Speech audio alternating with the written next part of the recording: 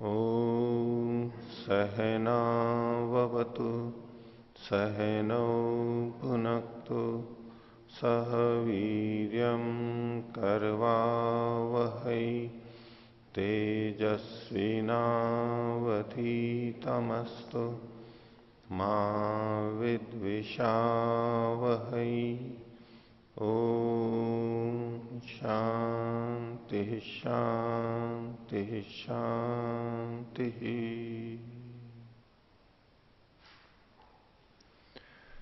वेदांत दर्शन की 62वीं कक्षा, वेदांत दर्शन के द्वितीय अध्याय का चौथा पाद। तो चौथे पाद में प्राणों के बारे में, मुख्य प्राण के बारे में ये सारी चर्चाएं चल रही थी और 19वें सूत्र तक इसके बारे में उन्होंने विषय को समाप्त किया। प्राण से संबंधित, इंद्रियों से संबंधित विषय को समाप्त किया।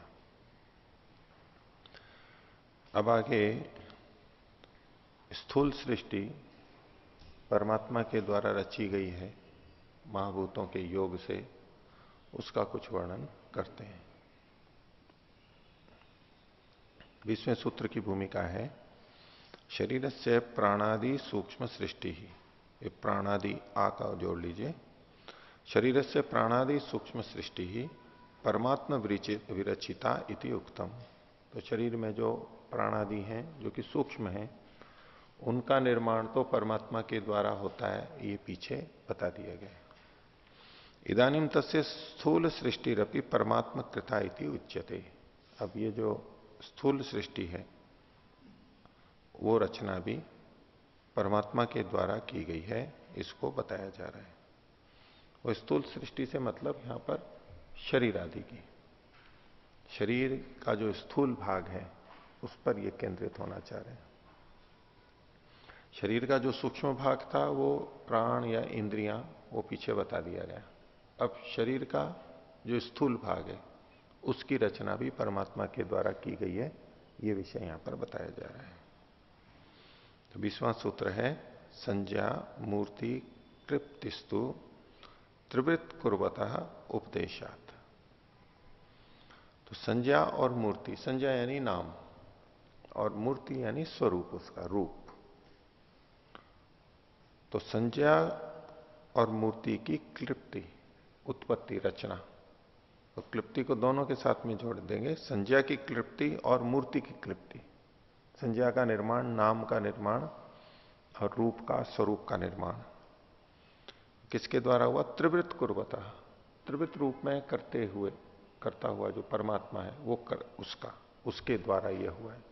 जो तीन को मिला जुला रहा है, तीन को मिला करके रचना को कर रहा है, उसके द्वारा। कैसे सिद्ध होता है? उपदेशात, उपदेश कथन से, ऐसा शास्त्र में उपदेश मिलता है। तो यहां जो जिन्होंने जैसी व्याख्या की है और उपनिषद के वचन दिए हैं, उसमें त्रिवृत में तीन भूतों को लिया जाता है, महाभूतों को, जो नीचे वाले हैं, तेज, जल और पृथ्वी, अग्नि, जल और पृथ्वी, इन तीन को इन्होंने लिया है। उससे संबंधित प्रमाण भी इन्होंने प्रस्तुत किए। तो देखिए, संज्ञा मूर्ति क्लिप्ति तो त्रिवृत कुर्वता अप्यर्थे तुहु। यहां जो ये तू शब्द है ये अपि के अर्थ में है। ये भी पीछे जो कहा गया था वो भी। अब ये अप्यर्थे तू के बाद में विसर्ग लगा दिया इन्होंने। तू जो होता है अव्यय के रूप में होता है और यहां पर विसर्ग लगा दिया इन्होंने। तो ये उसका अनुकरण करके लिखा गया है। ये जो तू है, ये जो वहां लिखा है उसके प्रति उसको बताने वाला ये तू शब्द अलग हो गया। अव्यय को, स्वरूप को बताता हुआ, और उसको फिर उन्होंने विभक्ति की तरह से प्रयोग कर दिया है। तो अपि के अर्थ में यहां तू शब्द है। आगे, या ही संज्ञा क्लिप्ति मूर्ति क्लिप्तिश्च सापि त्रिवृत कुर्वतः परमात्मना एवं कृतिर्मंतव्या। तो संज्ञा की क्लिप्ति, क्लिप्ति शब्द को दोनों से जोड़ दिया। संज्ञा का निर्माण और मूर्ति का निर्माण, ये भी त्रिवृत कुर्वतः परमात्मना, परमात्मा का विशेषण बनाया त्रिवृत कुर्वतः, जो तीन तरह से आवृत्ति कर रहा है, तीन को मिला रहा है, उसके द्वारा परमात्मा की ही, तीन करने वाले परमात्मा की ही कृति समझनी चाहिए, न जीवात्मा, न जीवात्माओं की नहीं समझनी चाहिए। प्रमाण दे रहे हैं, छांदोग्य श्रुतौ खलु तेजो अब अन्नानाम त्रिवृत्वम परमात्म कृतिम उक्त्वा पठ्यते। तो छांदोग्य उपनिषद का आगे जो वचन दिया है इसमें, अग्नि, जल और अन्न, अन्न का मतलब पृथ्वी, पीछे भी आया था, अन्न शब्द से पृथ्वी का ग्रहण होता है। इनके त्रिवृत्व को परमात्मा की कृति कह करके ये पाठ पढ़ा गया है, ये परमात्मा के द्वारा विरचित है। तो कहा से यम देवता ऐक्षता, सा इयम देवता ऐक्षता, उस परमात्मा ने ईक्षण किया।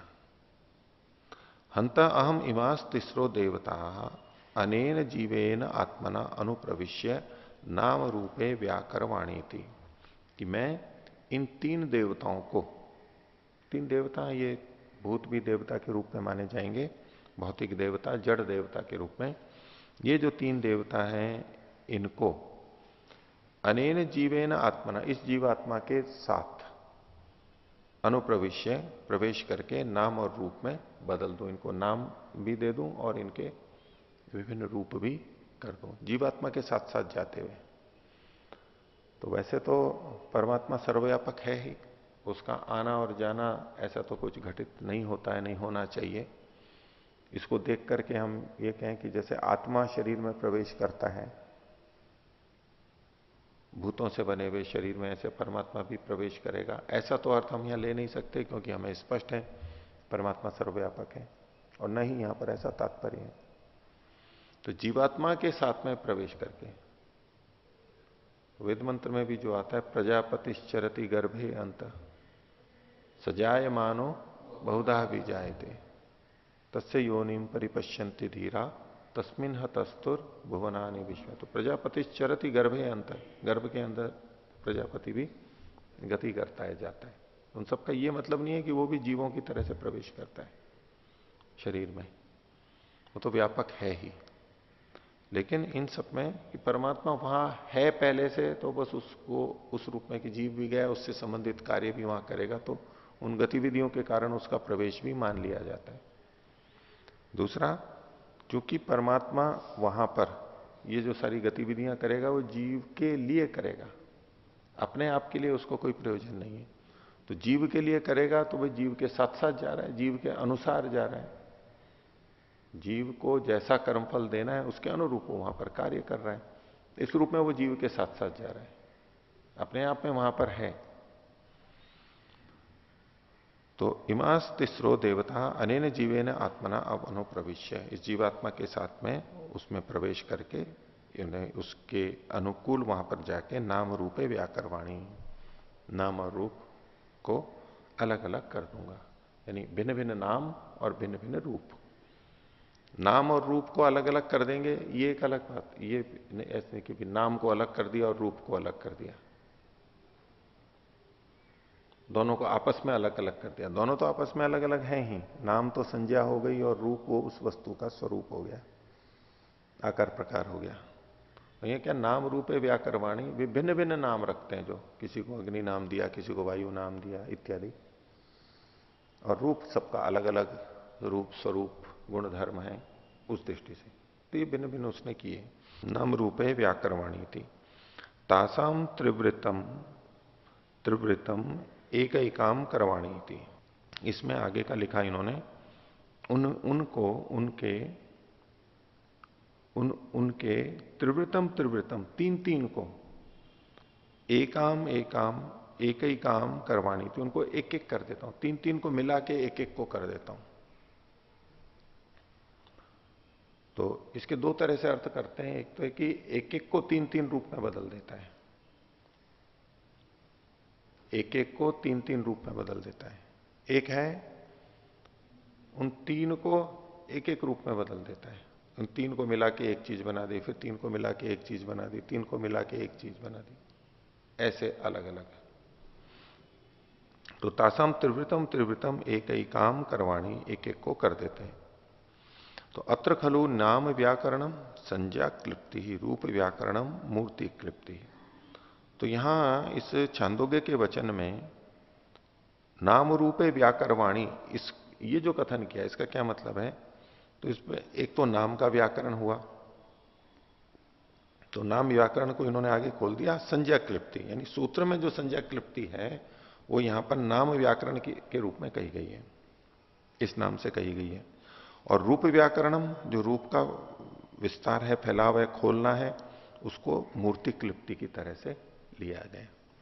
जो व्याकरण का मतलब ही तो वो खोलना ही होता है किसी वस्तु को, शब्दों को कह लीजिए।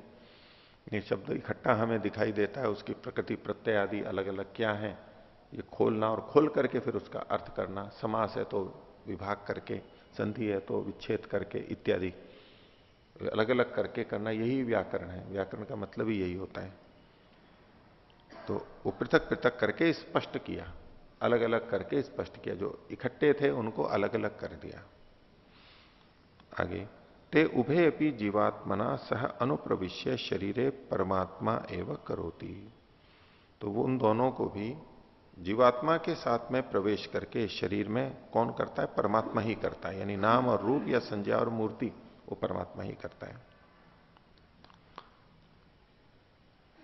यदा ही गर्भे जीवात्मा प्रविशति तदैव परमात्मनोपि तद अनुप्रवेशेन अवश्यम भवितव्यम तस्य विभुत्वात्। तो जब गर्भ में जीवात्मा प्रवेश करता है तो उसी समय परमात्मा का भी प्रवेश हुआ होना चाहिए। एक तो है कि आत्मा का प्रवेश हुआ तो जीवात्मा का भी, आत्मा का प्रवेश हुआ तो परमात्मा का भी प्रवेश हुआ। इसको इसकी जगह यूं कहेंगे कि जीवात्मा के प्रवेश के साथ परमात्मा का भी प्रवेश हुआ ही समझना चाहिए। प्रविष्ट हुआ नहीं है लेकिन प्रवेश हुआ समझना चाहिए। क्यों? तस्य विभुत्वात्, उसके विभु होने से। आत्मा है तो वहां परमात्मा तो होगा ही। आत्मा के लिए वो कुछ निर्माण कर रहा है तो निर्माण करने वाला परमात्मा है, तो वो तो वहां होगा ही, उसको वहां होना ही चाहिए उसके विभु होने से। अब यहां पर जो इन्होंने मूर्ति को रूप शब्द से, नाम रूपे व्याकरवाणी और संज्ञा मूर्ति क्लिप्ति ही, जो मूर्ति और रूप, रूप मतलब सामान्य स्वरूप के लिए है वैसे, लेकिन खासतौर से रूप के लिए, नेत्र के लिए आता है, नेत्र से जो दिखाई देता है, या स्वरूप पूरा भी आ जाए। तो ये वस्तु मूर्तिमान है, यानी कार्य वस्तुओं के लिए आएगा। कार्य वस्तुएं जो मूर्तिमान है यानी रूप वाली है, उनका जो स्वरूप है, ये कार्य वस्तुओं के लिए ही आता है। कार्य वस्तुओं के लिए आता है। जो कारण वस्तुएं हैं, खासतौर से आत्मा, उसके लिए तो ये मूर्ति वाली नहीं है, रूपवान नहीं है, अमूर्त है। उसको फिर निराकार शब्द से कह देते हैं। तो परमात्मा को भी वहां होना चाहिए विभू होने से। तदानीम शरीरांग निर्माणम परमात्मा जीवार्थम करोति, और उस समय शरीर के अंगों का निर्माण परमात्मा करता है जीवों के लिए। न जीवात्मा तत्कर्ता अस्ति स तो निमित्ति खलु अस्ति, जीवात्मा उसका बनाने वाला नहीं है, ये हमारे को अन्य प्रमाणों से स्पष्ट है ही। वो क्या है? निमित्ती है। वो जिसके लिए ये सब किया जा रहा है वह, ये सारे निमित्त वाले, निमित्त वाला परमात्मा है, निमित्त वाला जीवात्मा है। ये जो सारी चीजें हैं वो जिसके लिए हैं, ऐसा वो आत्मा है। स तो निमित्ति खलु अस्ति तन निमित्तम ही करोति परमात्मा तस्य भोग साधनाय, उसके लिए ही परमात्मा ये सब करता है। क्यों? उसके भोग के साधन के लिए, पिछले कर्मों के भोग के लिए।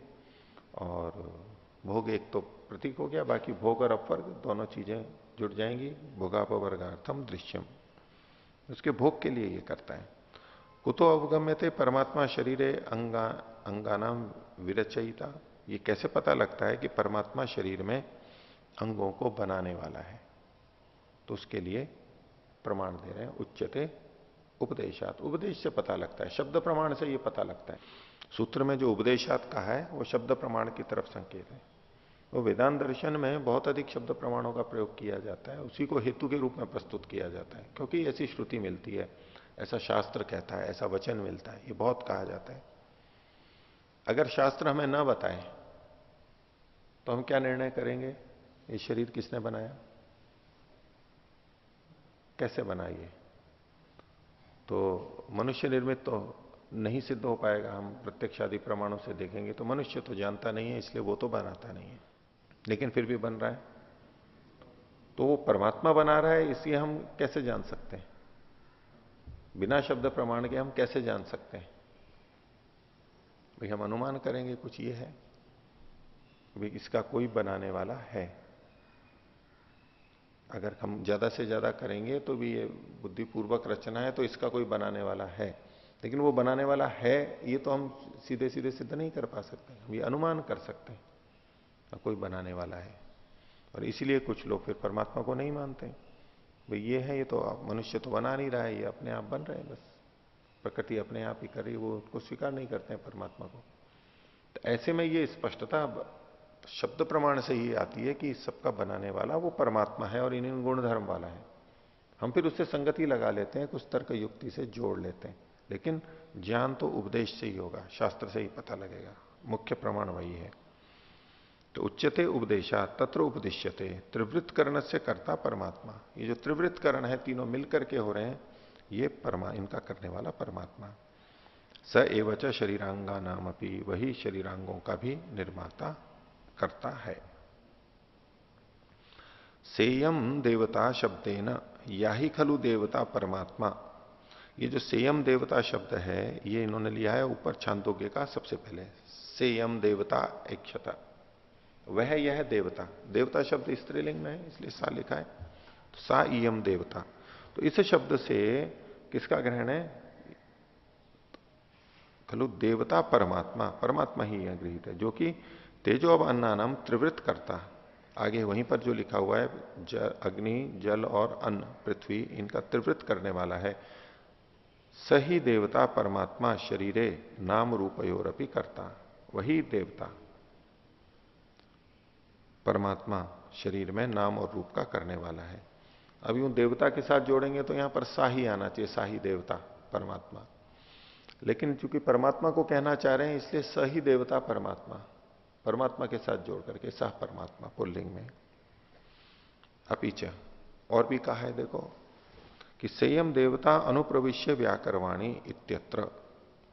ये जो त्रिवृत का करने वाला है और वो सा एयम देवता है, इन दोनों का कर्ता एक ही है या अलग अलग है? ये जो जीव के साथ में जो प्रविष्ट किया है वो, और नाम रूप को जो करने वाला है वो, ये दोनों अलग अलग हैं या एक ही हैं? तो व्याकरण की दृष्टि से पुष्टि कर रहे हैं कि ये दोनों भी एक ही हैं। तो उन्होंने कहा अपिच सेयम देवता अनुप्रविश्य, अनुप्रविश्य यहां पर अनुप्रविश्य व्याकरवाणी, अनुप्रविश्य फिर करके नाम रूपे व्याकरवाणी। यहां चाहे तो नाम रूपे जोड़ सकते हैं, लेकिन मुख्य न होने से छोड़ दिया इन्होंने, नाम रूपे इत्यत्र समानाधिकरणयो पूर्व काले इति प्रामाण्यात, समान कर्तृकयो पूर्व काले इति प्रामाण्यात अपि उभयत्र कर्ता समान। तो यहां ये जो प्रविश्य है अनुप्रविश्य, तो चूंकि क्त्वा प्रत्यय हुआ, क्त्वा को ल्यप हो गया है, और एक क्त्वा प्रत्यय समान कर्तृकयो पूर्व काले, दो क्रियाएं हैं और उन दोनों क्रियाओं का करने वाला जब समान होता है तो जो पूर्व काल वाली धातु होती है, क्रिया होती है, उसके साथ में एक त्वा प्रत्यय फिर उसको ल्यप हो जाता है।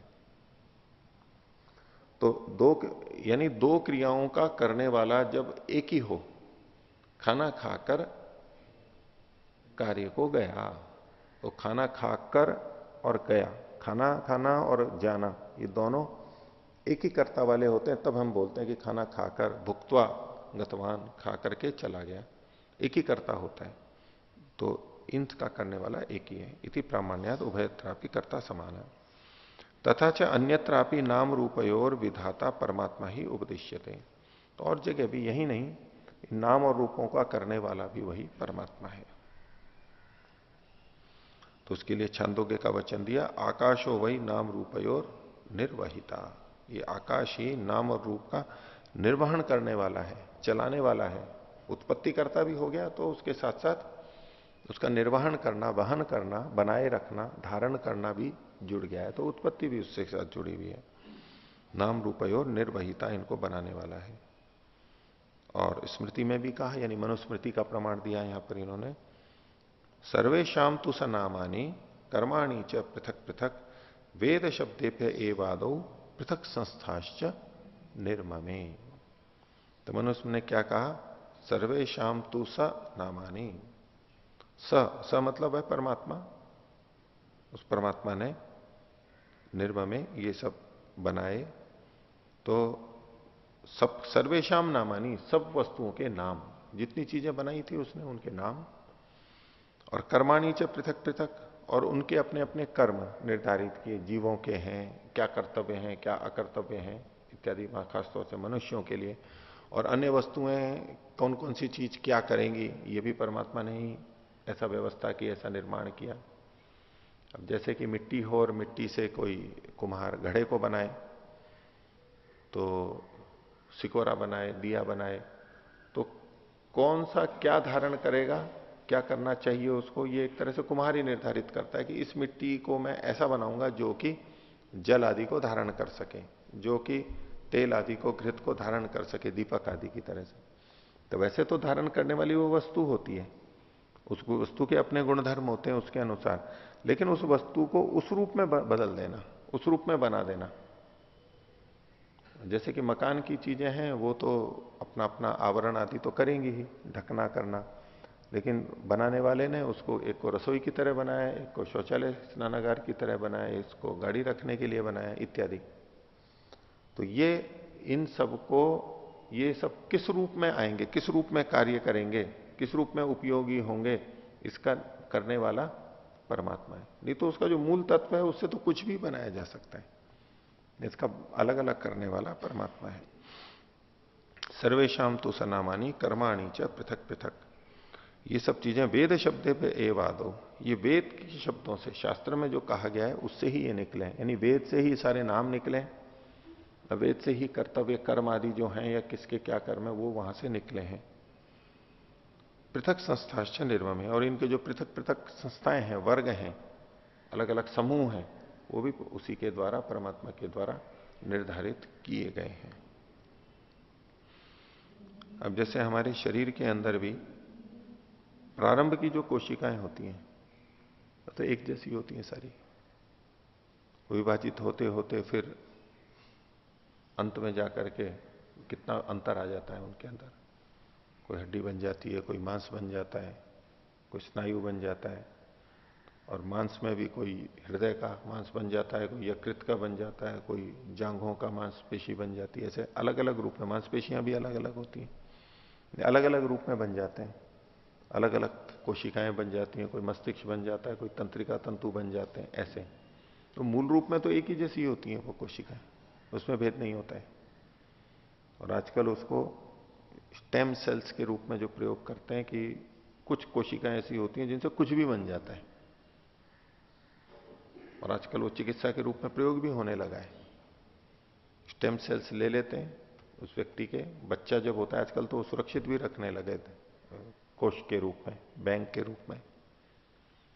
उस व्यक्ति के जब जन्म लेते हैं तो उस समय वो चीजें मिल जाती हैं उनको गर्भ से, और उसको उसके लिए, व्यक्ति के लिए सुरक्षित रख देते हैं कि आगे जब कभी उसका हृदय खराब होगा तो उसी की स्टेम सेल्स लेकर के हृदय बना देंगे, यकृत होगा तो यकृत बना देंगे, वृक्क है तो वृक्क बना देंगे, उसी की लेकर के बना देंगे, तो उसके ज्यादा अनुकूल होती है। ऐसा, ऐसी योजना है उनकी। तो उत्तम जी हैं रोजड़ में, जो उनका भी वो घुटना, घुटना नहीं, कूल्हे की हड्डी में उनकी दिक्कत थी, वो गल गई थी, उसके अंदर विकार था, तो वो गल सी गई थी, उसको दोबारा करना। तो बता रहे थे, इस बार उन्होंने बताया, पहले इलाज का बताया था ऑपरेशन का, इस बार बोले स्टेम सेल से इलाज किया था उनका। तो वो वहां पर फिर से कुछ रचना आ गई और कुछ वो कर पाए। तो स्टेम सेल्स का यानी मूल एक ही है, लेकिन बाद में जाकर के भिन्न भिन्न रूपों में वो बदल जाती है, नाम भी अलग हो जाएंगे और रूप भी अलग हो जाएगा। वही एक ही चीज थी, कोई हड्डी कहला रही है, कोई मांसपेशी कहला रही है, नाम और रूप दोनों बदल गए। ऐसा, तो ऐसे ही जो मूल चीजें हैं वो एक जैसी हैं। हमें पता है कि भाई सत्वर स्तंभ की दृष्टि से वो समान है, या भूतों की दृष्टि से वो समान है, पंचभूति हैं, लेकिन उससे जो इतनी सारी चीजें बन गई, अलग अलग बन गई, वो ऐसे अपने आप नहीं बन सकती। उन वस्तुओं के गुणधर्म तो अपने ही होंगे, लेकिन उनको उस रूप में बनाना, ये काम परमात्मा का है। तो इस शरीर की जो बाह्य रचना है ये परमात्मा ने की। आगे वेदेच, और वेद में भी कह रहे हैं, ऋग्वेद का यो देवानाम नाम था, नाम की उत्पत्ति की दृष्टि से कह रहे हैं, जो देवताओं के नाम को देने वाला है या धारण करने वाला है, नाम रखने वाला है। तस्मात परमात्मा ही शरीरे स्थूलांगानाम अपनी निर्माता इति निरवध्यम। तो परमात्मा ही स्थूल अंगों को बनाता है, ये दोष रहित है। निरवध्य मतलब दोष रहित है, अवध्य है दोष, निर्दोष है, दोष रहित है, यानी इसको स्वीकार किया जा सकता है। अब वो एक अलग चर्चा है कि परमात्मा स्वयं साक्षात सीधे सीधे बना रहा है या परंपरा से, उसकी व्यवस्था से बन रहे हैं। एक तो है दृष्टि की प्रकृति ही बन गई ऐसी, बिना परमात्मा के प्रकृति में ही ऐसे गुणधर्म है कि वो अपने आप बन गई, ये एक अलग बात है।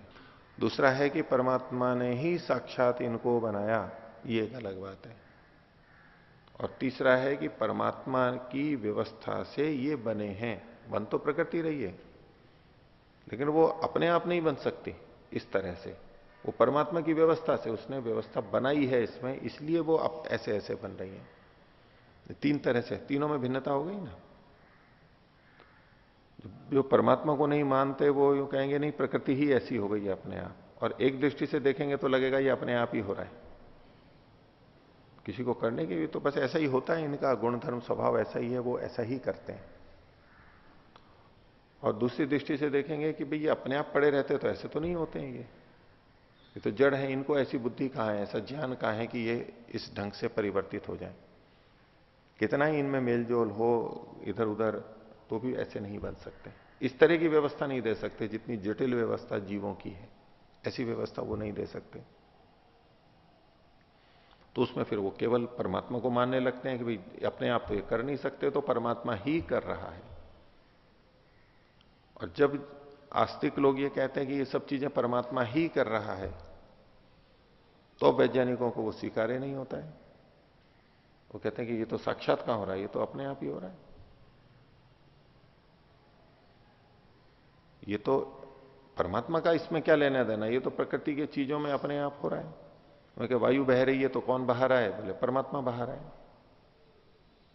यही तो कहेगा आस्तिक व्यक्ति, वायु भी परमात्मा बहा रहा है ये सब। अब उसको वैज्ञानिक को पता है भी वायु क्यों बहती है, तो गर्मी के कारण से बहती है, उसके अपने भौतिक कारण है, ऐसा होगा जब जब होगा तब तब वायु चलेगी, इसमें परमात्मा क्या कर रहा है। हम भी कर सकते हैं, उसी नियम के अनुसार हम करेंगे तो अब वो भी होने लगेगा, परमात्मा क्या कर रहा है इसमें। तो ऐसे वो पूरे शरीर की जितनी भी रासायनिक या भौतिक क्रियाएं हो रही हैं, शरीर में गतियां हो रही हैं, उन सबके पीछे उनको कारण पता है कि ये खून बह रहा है तो क्यों बह रहा है, हृदय धड़क रहा है। हृदय क्यों धड़क रहा है, इसलिए धड़क रहा है। वहां प्रेरणा आ रही है, वहां प्रेरणा कैसे आ रही है, मस्तिष्क से ऐसे आ रही है। तो ऐसे सबके पीछे कोई ना कोई भौतिक जगत का रासायनिक कारण उनको दिखाई देता है, ये इसलिए हो रहा है, ये इसलिए हो रहा है। तो बोले इसमें परमात्मा क्या कर रहा है। अगर परमात्मा साक्षात कर रहा है तो उनके वो जो परमात्मा का खंडन करते हैं, उसका एक मुख्य कारण है आस्तिकों के द्वारा परमात्मा को साक्षात इन सब चीजों का करने वाला बताया जाता है। तो ऊपर ओम का झंडा लहरा रहा है, कोई मनुष्य लहरा रहा है, नहीं लहरा रहा है, तो कौन लहरा रहा है, परमात्मा लहरा रहा है। यही तो कहेंगे ना, परमात्मा लहरा रहा है। तो दूसरा कहेगा इसमें परमात्मा क्या कर रहा है, ये तो हवा चल रही है उसके अनुसार से हो रहा है। तो देखो हम भी ऐसे हवा करेंगे, मान लो पंखा चला दिया तो वो कपड़ा हिलने लगता है, लहराने लगता है, इसमें परमात्मा का क्या करना है, आप क्यों इसको परमात्मा को बीच में ला रहे हो। तो उसको जैसे हम इसको स्वीकार नहीं करेंगे सामान्य रूप से, ये परमात्मा क्या कर रहा है, तो हवा से हो रहा है। तो ऐसे में दोनों ही पक्षों में केवल जड़ को मानेंगे तो भी बात नहीं बनती है, और केवल चेतन ही सब कुछ कर रहा है तो जड़ के विषय सारे खराब हो जाएंगे, वो उनके अपने गुणधर्म और क्रियाएं कुछ कुछ हुई नहीं, फिर तो परमात्मा ही कर रहा है, इन सब की तो आवश्यकता ही नहीं है फिर। पर वहां भी कारण कार्य संबंध देखते हैं, इसलिए ये बीच वाला रास्ता वो युक्ति संगत है कि जड़ वस्तुओं में एक दूसरे से क्रियाएं हो रही हैं, परमात्मा साक्षात नहीं कर रहा है, लेकिन वो व्यवस्था परमात्मा के द्वारा दी हुई है, ये ऐसे ऐसे बने हैं। ठीक है, इन जड़ों में आपस में वायु के कारण से कपड़ा हिल रहा है, लेकिन कपड़े को ऐसा बनाया और हवा को ऐसा बनाया, बहने वाला बनाया, उस सब में परंपरा से परमात्मा कारण बनता है। इसलिए अब जब पर्वत के ऊपर जाके बैठे, ऊंचे पहाड़ों पे, नदी के किनारे, और उपासना करने का, ध्यान करने का मन कर रहा हो, और बहुत अच्छी हवा चल रही है, खूब ठंडी ठंडी, वैसे गर्मी हो और वैसे ठंडी ठंडी, बहुत अच्छी हवा, शरीर के अनुकूल हवा बह रही है, तो परमात्मा ने कितनी अच्छी वायु चला रखी है। भक्त एकदम यही तो बोलेगा। ऐसा करके उसके मन में भाव भी आता है, देखो परमात्मा ने कैसा कर रखा है, तो वो परमात्मा के प्रति अधिक समर्पित हो जाता है, श्रद्धान्वित हो जाता है, उभार आ जाता है। उभार आता है तो बहुत अच्छा ध्यान लग जाता है उसको। तो परमात्मा को स्वीकार करना आध्यात्मिक लोगों की आध्यात्मिक स्थिति के लिए, एकाग्रता के लिए, भक्ति के लिए एक औषधि का काम करता है, वो उपाय की तरह से काम करता है। उनको शक्ति मिल जाती है एकदम। जितना परमात्मा के लिए बोलते हैं, जितना परमात्मा को बीच में लाते हैं, उतने ही उनके भाव उठते हैं। इसलिए उसको छोड़ नहीं सकते, छोड़ते भी नहीं। अधिक परमात्मा का भाव लाएंगे, अधिक आंसू आएंगे, अधिक गदगद होगा, अधिक एकाग्रता होगी, अधिक उसके प्रति समर्पण होगा। तो ध्यान अच्छा करना है तो परमात्मा को छोड़ नहीं सकते हो। ये सब चीजें लाते ही हैं, लाना ही होता है उनको। वैसे भी स्वीकार कर लेंगे तो भी फिर वही चलता रहेगा। लेकिन ये आवश्यक नहीं है, उसके बिना भी हम परंपरा से मानते हुए भी तो कृतज्ञ हो सकते हैं उतने ही। ऐसी कोई बाध्यता थोड़ा ना है कि सीधे हो तभी हो, परंपरा से भी हमें सब चीजें हो सकती हैं। ठीक है, तो ये जो परमात्मा के द्वारा शरीर के स्थूलांगों का निर्माण है, ये निरवध्य है। निर्माण तो वो करता है परंपरा से और साक्षात, जैसे भी माने कोई। आगे 21वें सूत्र की भूमिका। तास तेजो अब अन्न रूपा अग्निजल भूमि रूपा तिस्रो बहिस त्रिवृत भूता देवता। ये जो तीन बाह्य त्रिवृत रूप में मिले हुए जो भूत हैं, कैसे? वही तेज, अप और अन्न रूप, इसी को आगे खोल दिया अग्नि जल भूमि रूप, जो तीन बाहर के त्रिवृत रूप में आए हुए देवता हैं, आपस में मिले जुले देवता हैं। त्रिवृत मतलब उनका आपस में घुलना मिलने के रूप में कहते हैं। तो इमास तिस्रो देवता पुरुषम प्राप्य त्रिवृत त्रिवृत एक भवती। ये तीन देवता पुरुष को, जीव को प्राप्त करके त्रिवृत त्रिवृत के रूप में एक एक करके हो जाते हैं। ये तीनों मिल मिल करके एक एक अलग अलग रूप में, भिन्न भिन्न रूप में आ जाते हैं। तो ये जो छांदोग्य का वचन है, ये 6, 4, 7 है।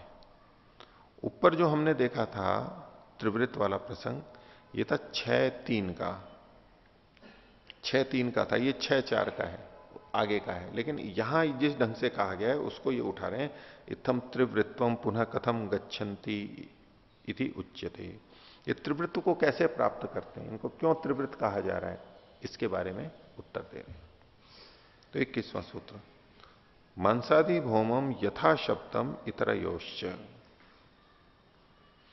तो शरीर में जो मांस आदियों का उल्लेख है, आगे के वचनों के अनुसार बताएंगे। वहां उपनिषद में ये वर्णन किए गए हैं। इन तीनों के नाम लेते हुए इनसे क्या क्या चीजें बनी हैं, वो प्रसंग आगे बताएंगे अभी।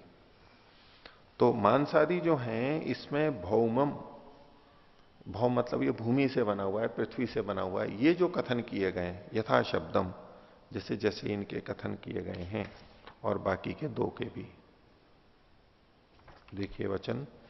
तो शरीरयन मांसादि त्रिवृत्वम तद भौमम भूमे है अन्नस्य इति यावत। तो शरीर में मांस आदि त्रिवृत्व भूमि का, भौम यानी भूमि का है, यानी अन्न का है, ये कहा गया। उक्तम यथा अन्नम आशितम त्रेधा विधीयते। खाया हुआ अन्न 3 रूपों में बढ़ जाता है, विभक्त हो जाता है।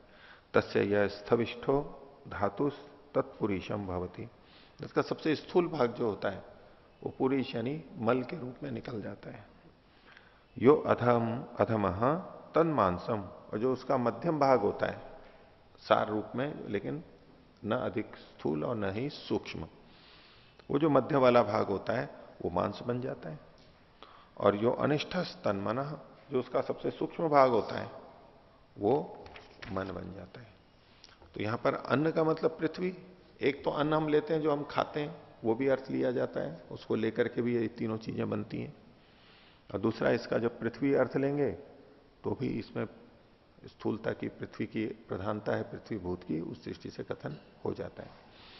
अब जो यहां पर ये मन का आ गया कि वह उससे मन बनता है, तो जैसे पुरुष बनता है, मांस बनता है, तो ऐसे ही उन दोनों का तो बनना है ही यहां पर, क्योंकि पुरुष नया बनता है हमेशा और मांस भी नया बनता है ना। मांस में फिर भी नया भी बनता है तो पुष्ट भी होता है, और मन का है। तो इसका यहां ये मतलब नहीं है कि भूतों से ये मन को बनने की बात कहना चाहते हैं। वैसे तो अहंकारिक ही है मन, अहंकार से ही उत्पन्न होता है।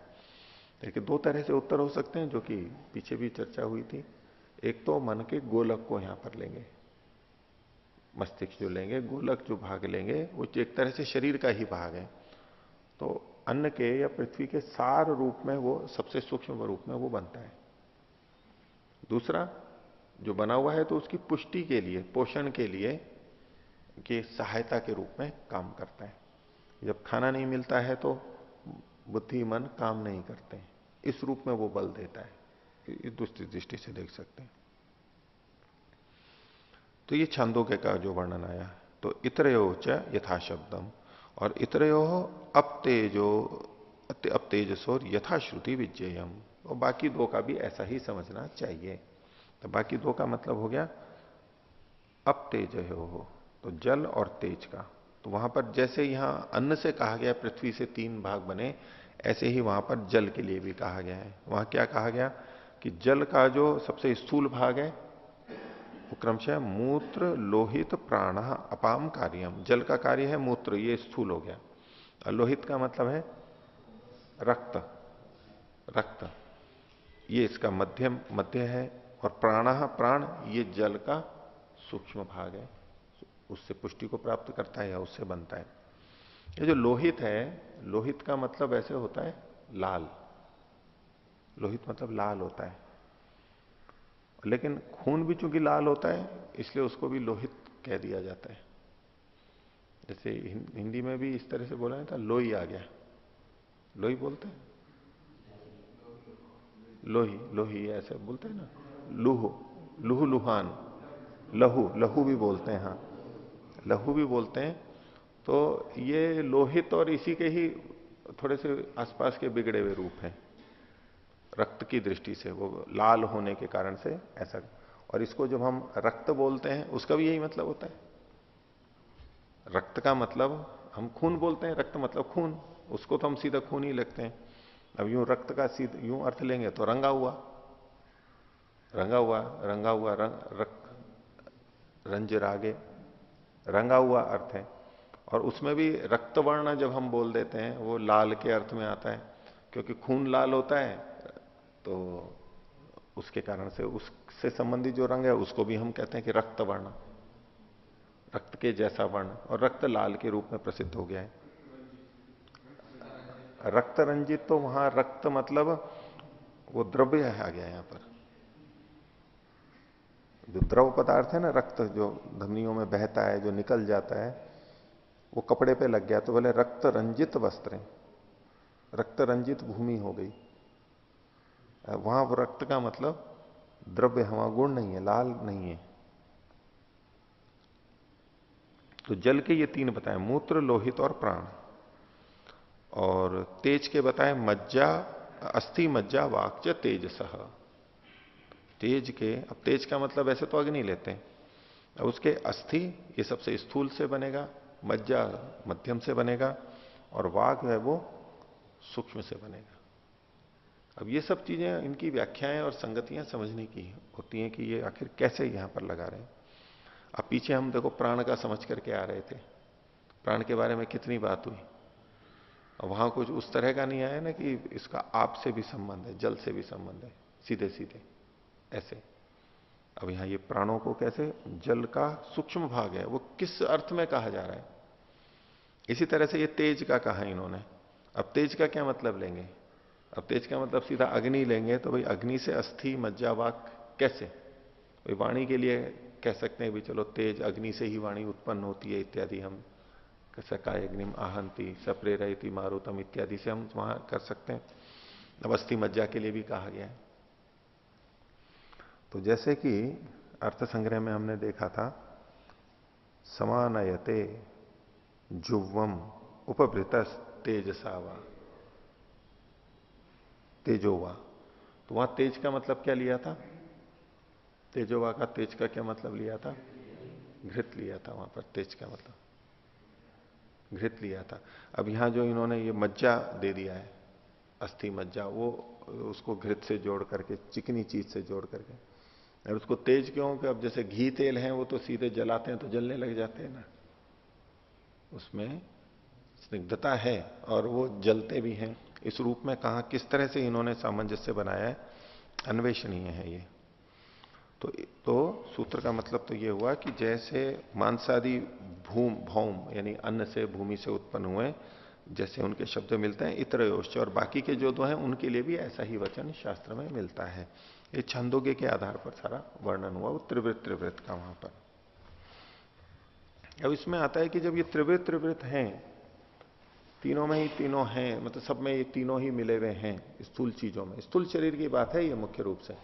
इसमें इन्होंने आकाश और वायु को छोड़ दिया है, आकाश वायु को छोड़ देता है। यूं एक दृष्टि से तो वो चर्चा के अंदर इसको केवल भौतिक माना जाता है। संख्य में, न्याय में ये जो सारी चर्चाएं आती हैं, भाई एक तो कहते हैं पांच भौतिक है, और कोई तीन को बताएगा, चार को बताएगा, और कोई केवल एक को बताएगा या दो को बताएगा, ये जो अलग अलग हैं। तो मुख्य रूप से तो इसको आकार प्रकार देने वाली पृथ्वी है, वो तो ठीक है। पर यहां इन्होंने वो तीन को लेकर के वर्णन किया है, भाई आकाश और वायु को तो छोड़ दिया है।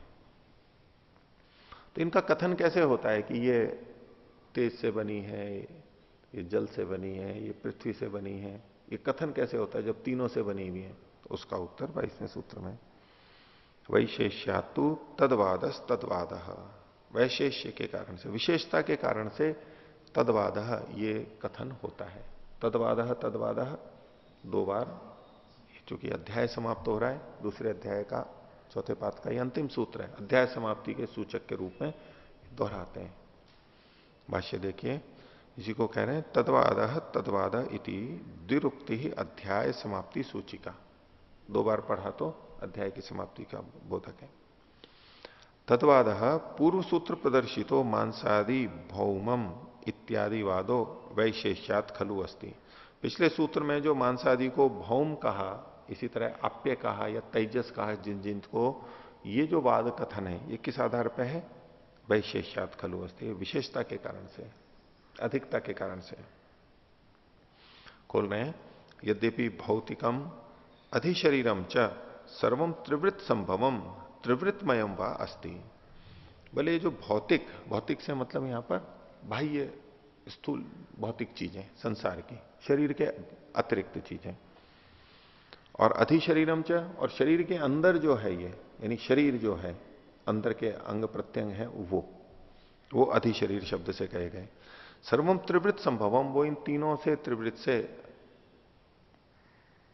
तेज, अप और अन्न, पृथ्वी, इन तीन से बने हैं, और त्रिवृतमय है, ये इनके उपादान कारण के रूप में कहे गए, भाई ये इनसे युक्त है, त्रिवृतमय है।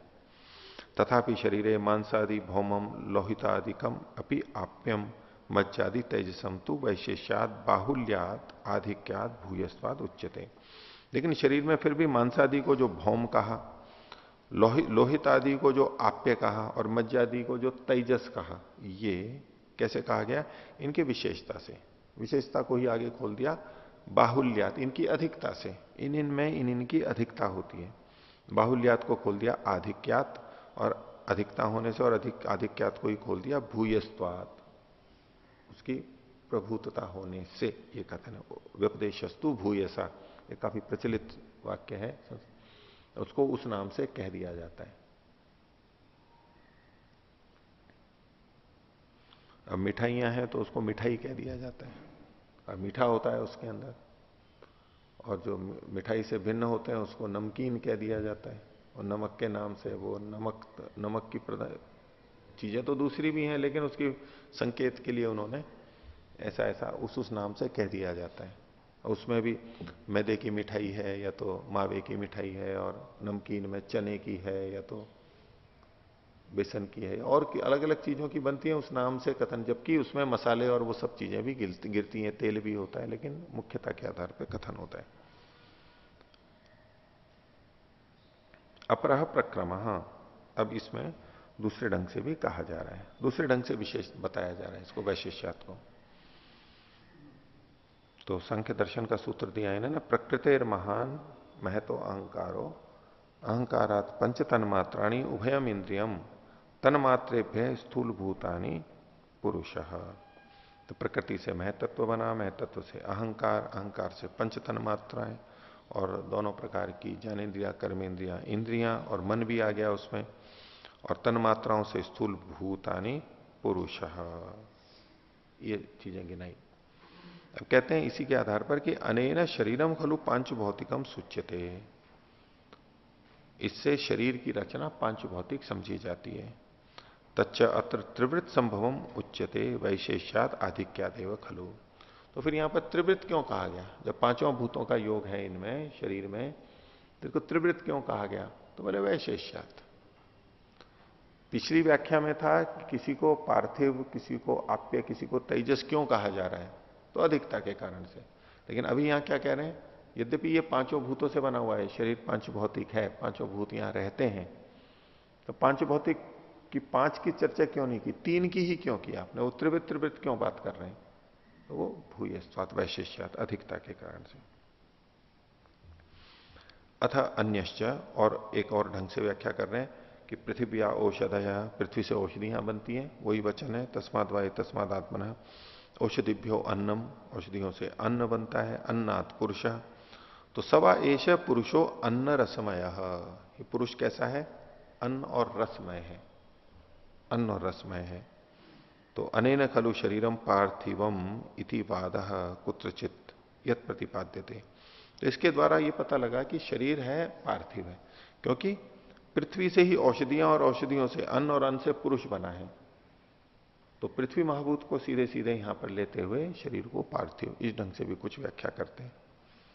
तो ये जो प्रतिपादन किया जाता है, सोपि वैशेष्यात आधिक्यात पृथ्वी भाग से प्राचुर्यात इति उह्यम। जहां कहीं ऐसा एक महाभूत का भी कथन किया जाता है, तो हमें यह समझना चाहिए कि ये प्रधानता के आधार पर किया गया। ठीक है, तो ये यहां पर दूसरे अध्याय का चौथा पाद समाप्त होता है। तो पीछे के ये जो अध्याय हमारा चल रहा था, इस अध्याय का था अविरोधाध्याय, अविरोध का संगति लगाते हुए, आपस में विरोध नहीं है। जैसे यहां पर भी है, भाई किसी को तीन को कह दिया, पांच को कह दिया, एक को कह दिया, तो क्या अविरोध के रूप में यहां पर और भी बीच बीच में है, इनमें परस्पर विरोध नहीं है, अलग अलग दृष्टि से कहा गया है। और पहले अध्याय में हमने क्या देखा था? समन्वय देखा था कि इस शब्द का क्या अर्थ है, या क्या संगति लगनी चाहिए। तो समन्वय अध्याय और अविरोधाध्याय। हाँ, पूछना है कुछ? जी। ओ आचार्य जी, यहाँ पर जो अग्नि, जल और पृथ्वी, इन तीनों का जो त्रिवृत करण बताया गया है, तो ये किस रूप में इसको देख सकते हैं? जैसे कि एक पंचीकरण सिद्धांत जैसे बताया जाता है कि एक के 5 भाग करते हैं, उसी प्रकार से इसमें एक के 3 भाग किया, फिर तीनों का किस ढंग से मतलब इसमें जोड़ करके कर रहे हैं? ऐसा कोई सीधा सीधा उल्लेख रूप में नहीं आ रहा है, लेकिन उस तरह कुछ अंश अंश अंश कल्पना कर सकते हैं इसमें कि कितना कितना आ रहा है। वो भी एक परिकल्पना ही है कि कितना कितना पीछे का आता है। तो स्वयं का आधा और बाकी आधे में बाकी दो का, उसकी प्रधानता रहेगी, जिसमें जिस जिस की प्रधानता ली गई है, जिस जिस महाभूत की, तीनों में तीनों है यूं मान लीजिए।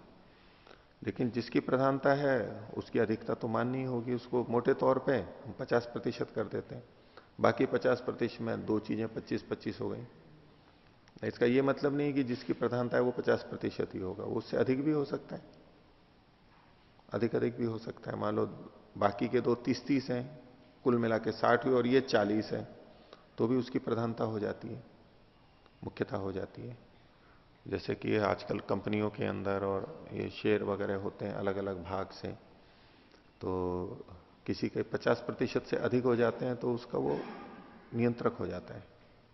मुख्य बन जाता है। इसलिए विदेशी कंपनियों को अनेक जगह पहले कितना कम कम प्रतिशत भी खोला था इन्होंने, फिर 49% तक खोला। वो 50 से ज्यादा नहीं जाने देते, ये प्रयास रखते हैं कहीं उन्हीं का कब्जा ना हो जाए।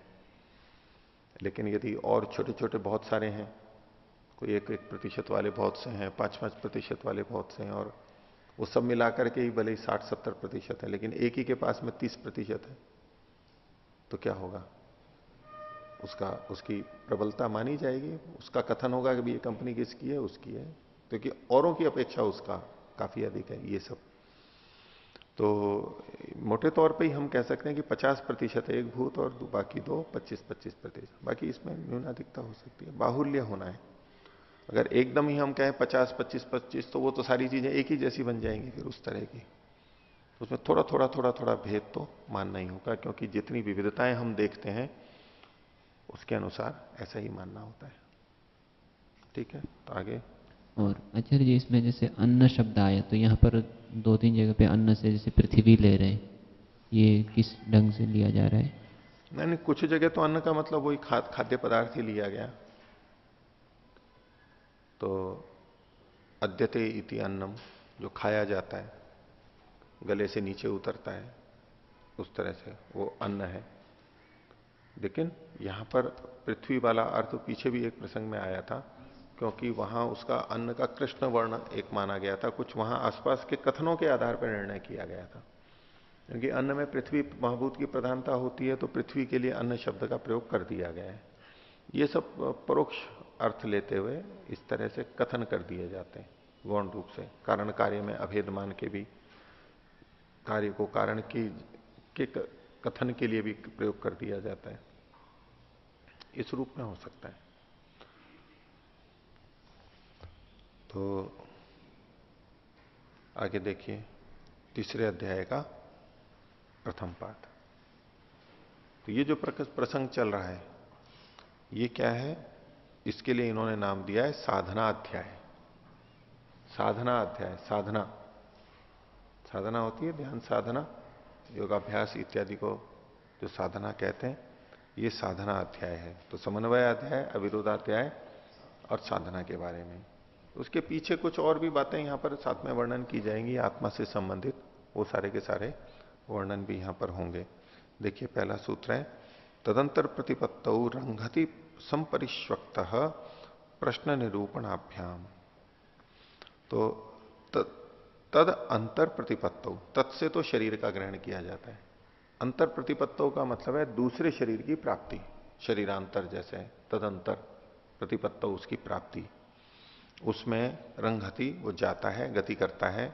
कैसे? संपरिष्वक्त, किसी चीज से जुड़ा हुआ, लिपटा हुआ जाता है, निराश्रय नहीं जाता है।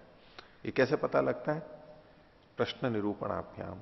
उपनिषद आदि में जो प्रश्न और उत्तर किए गए हैं, उससे पता लगता है कि आत्मा अकेला नहीं जाता है, उसके साथ में कुछ और चीज भी जाती है। तो ये अध्यात्म से जुड़ी हुई बातें हैं, वो यहां पर शुरू की गई हैं। भाष्य देखिए, तत्शब्देन गत अनंतर पादाद अंतिमम प्रवृत्तम त्रिवृत संभवम शरीरम अभिप्रेयते। तो तत्शब्द से शरीर को अभिप्रेत किया है। कौन सा? तो पिछले पाद के अंतिम में जो प्रवृत्त था, त्रिवृत से जो संभव है, त्रिवृत से जो उत्पन्न हुआ है, ऐसे शरीर को उद्धृत किया गया है।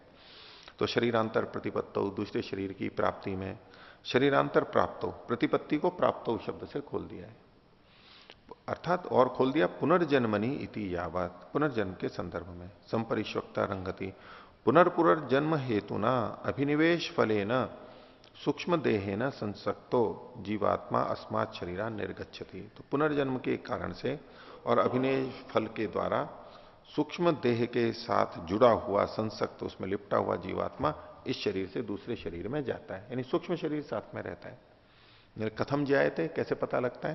तो कहा प्रश्न निरूपणाभ्याम, प्रश्न न प्रत्युत्तर रहना चाहिए। ये शास्त्र में जो प्रश्न उत्तर हुए, तो तस्मिन विषय विद्यते ही प्रश्न प्रत्युत्तर है, प्रश्न और प्रत्युत्तर वहां कहे गए हैं। ये छांदोग्य का प्रसंग है।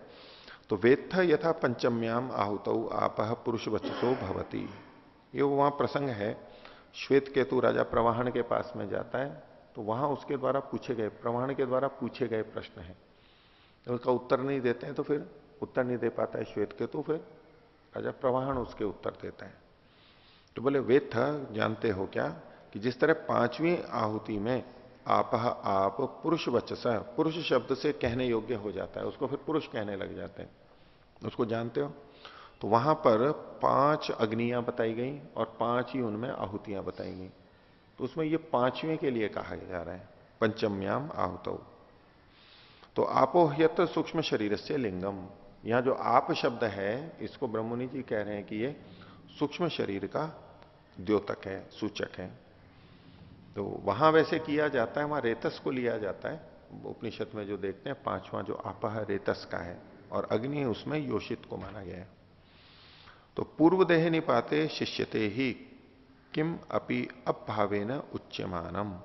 तो पूर्व शरीर के गिर जाने पर, नष्ट हो जाने पर वहां कुछ ना कुछ बन बचा हुआ रहता है जो कि अपभाव के रूप में कहा जा रहा है, अप रूप में कहा जा रहा है। यद अपर देह प्राप्तो निमित्तम भवति, जो कि दूसरे शरीर को प्राप्त करने में निमित्त यानी कारण बनता है। तो सूक्ष्म शरीर की दृष्टि से इन्होंने यहां पर कहा कि केवल आत्मा नहीं जाता है, उसके साथ में सूक्ष्म शरीर भी जाता है। तो आज का पाठ इतना ही रखते हैं। प्रणव।